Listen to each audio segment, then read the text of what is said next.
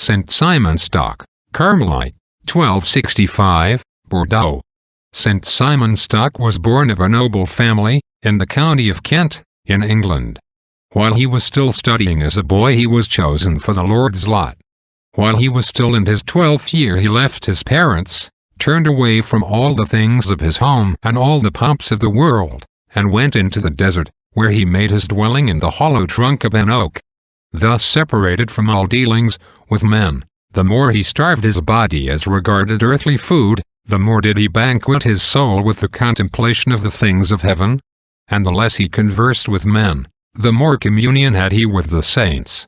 He was so given to fasting that he drank nothing but cold water, and ate nothing but the herbs, roots, and wild fruit of the forest. God sometimes softened the hardness of his life by the service of dogs, which came to him on certain days, and brought him bread merely to refresh his hungry body.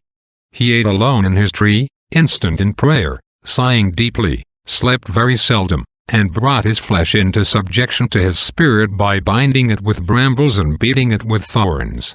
After Simon had passed 20 years in these hardships, he had a word from God that he should enter the order of Carmelites, which was then flourishing in England, in holiness and teaching. The superiors of his order admired his remarkable genius, adorned with singular graces, and after he had uttered the solemn vows of the religious life, they sent him to Oxford to study theology. There, although the humility which marked him before others made him unwilling, he was drawn by the entreaties of his own brethren and of the teachers of Oxford to take the degree of Bachelor of Divinity.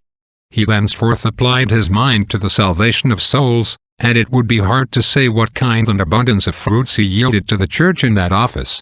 He wrote much concerning Christian patience, and distinguished compositions in praise of the Mother of Christ, of whom he made himself the special servant.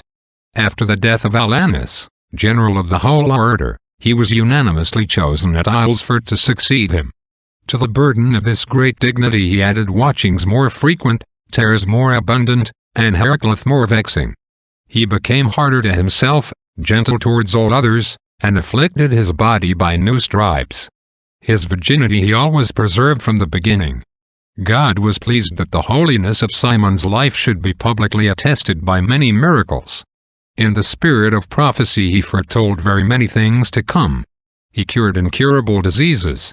By the sign of the cross he turned water into wine, and so baffled the trick of the devils, who had taken away the wine prepared in the vessels when he was saying Mass. He obtained from the Supreme Pontiffs the confirmation of the rule of his order.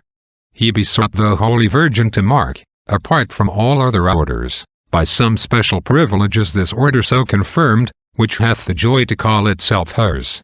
And the Blessed Virgin herself appeared unto him, surrounded by a host of angels, holding in her hand a scapular of his order, and said unto him, This shall be a sign unto thee, and a privilege unto all Carmelites, that whosoever shall die a godly death in this, shall not bum forever. He ruled the order committed unto him with wondrous prudence in all praise, as though he were a man sent from heaven, to spread through Europe the zeal of Elias. After he had lived 100 years he passed away from his convent at Bordeaux to be ever with the Lord, upon the 16th May, in the year of Christ 1265.